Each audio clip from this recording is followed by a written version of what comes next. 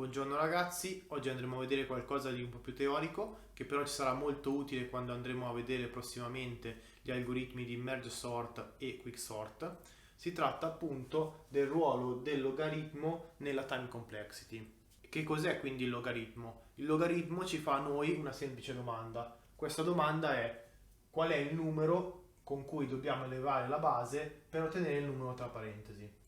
Quindi nel primo caso ci chiede qual è il numero a cui dobbiamo elevare la base, ovvero 2, per ottenere il numero in parentesi che è 8. In questo caso la risposta è molto semplice, la risposta è 3, perché 2 alla terza fa 8. Ma perché proprio 3? Vediamola in un'altra maniera. Scritto in questo modo, noterete che 3 è il numero di volte in cui andremo a dividere per 2 il numero 8 fino a ottenere 1. Quindi 8 diviso 2 è 4, 4 diviso 2 fa 2, 2 diviso 1 fa 1. Le volte in cui andiamo a dividere per 2 il numero 8 è 3. Andiamo a vedere il secondo esempio. Il logaritmo ci sta facendo sempre la stessa domanda: qual è il numero da dare alla base per ottenere il numero tra parentesi? Quindi, qual è il numero a cui dobbiamo elevare 10 per ottenere 100? In questo caso il numero è 2. E perché proprio 2? Scritto in questa maniera noterete facilmente che andiamo a dividere per 10 due volte il numero 100 fino a ottenere il numero 1. Quindi 100 diviso 10 fa 10, 10 diviso 10 fa 1. Quindi abbiamo diviso il numero 100 due volte per la base che è 10. Un'altra cosa che noterete spesso è la distinzione tra logaritmo in computer science e logaritmo in matematica. E quando andate a vedere un logaritmo in computer science, di solito è scritto in questa maniera, ovvero senza indicare la base, perché la base è sottointesa che è 2. Quindi logaritmo di 8 vuol dire logaritmo in base 2 di 8. Invece un logaritmo in matematica lo vedete scritto in questa maniera,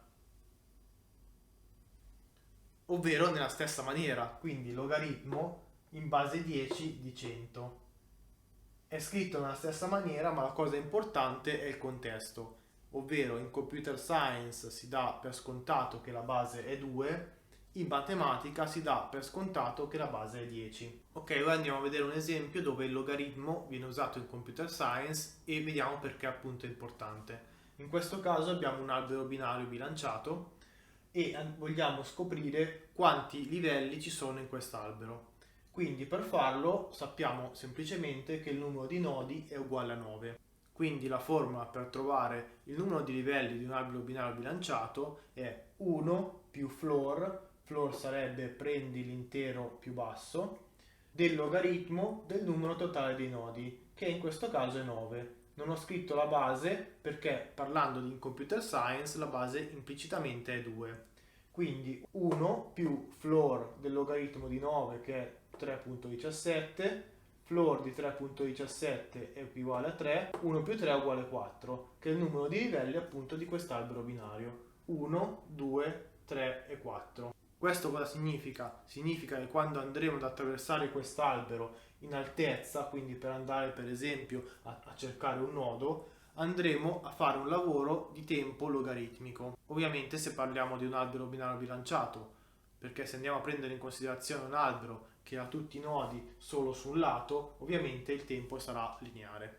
Ora andremo a vedere un altro esempio, questa volta sugli array. Quello che vi farò è una semplice domanda: quante volte riusciamo ad andare a dividere per 2 questo array fino ad arrivare al caso base, ovvero quello contenente un elemento? L'unico indizio che vi darò è che il numero di elementi è uguale a 8. Andiamo a farlo insieme, dividiamo questo array in 2. Ok, abbiamo diviso per 2 la prima volta, andiamo a dividere ancora questi due array per 2. Ok, abbiamo diviso questi array a metà e siamo arrivati al secondo livello. Quanto ancora potremo continuare? Dividiamo questi ancora per 2. Ok, ora siamo arrivati al caso base dove ogni array contiene esattamente un elemento. Quindi quante volte possiamo dividere un array per 2 fino ad arrivare al caso base? Esattamente 3. E guarda caso 3 è esattamente il logaritmo in base 2 di 8. Vi ricordo che non ho scritto 2 perché è implicito che in computer science la base sia 2, quindi quello che ci sta da chiedere questo logaritmo è qual è il numero a cui bisogna elevare la base per ottenere 8. Quindi in questo caso 2 alla terza è uguale a 8, quindi il risultato è 3. Questo genere di lavoro quindi di divisione ricorsiva per 2 di un array, ci sarà molto utile nel caso del merge sort. Ora andiamo a vedere l'ultimo esempio. Si tratta di una ricerca binaria su un array. Andiamo a cercare in questo array il numero 1. Questo array ovviamente è ordinato e noi sappiamo che dividendo un array ordinato in 2 otterremo 2 array ordinati. Quindi andiamo a cercare appunto il numero 1 in questo array. Quindi questo array ha 8 elementi, andiamo a settare i due limiti. Abbiamo il limite inferiore e il limite superiore. Quindi andiamo a cercare il midpoint, il punto medio è il 4. Quindi andiamo a confrontare il 4 con l'1. L'1 è minore di 4, quindi il nostro numero che dobbiamo andare a cercare sarà nella parte sinistra dell'array. Quindi andiamo nuovamente a settare in questa parte di array le nuove bound, i nuovi limiti. Quindi il limite inferiore è sempre 1, il limite superiore sarà in questo caso 3. Andiamo a cercare il nuovo midpoint è il numero 2, andiamo a confrontare l'1 col 2. L'1 col 2, l'1 è minore di 2, quindi il nostro elemento sarà alla sinistra del 2.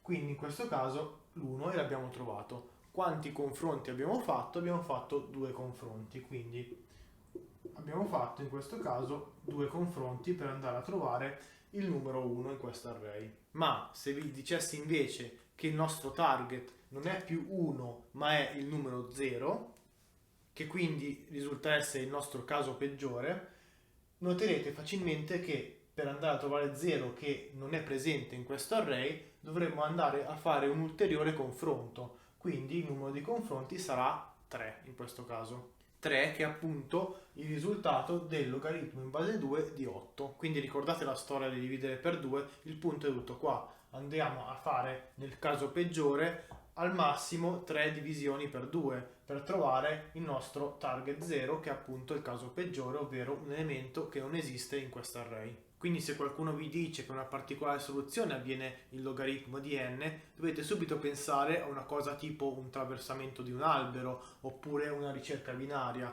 o comunque scenari dove avviene appunto questa divisione continua per 2, che è il concetto che sta dietro al logaritmo di base 2. Spero che questo video un po' più teorico vi sia piaciuto. Se è così lasciate un like e iscrivetevi al canale. Grazie mille.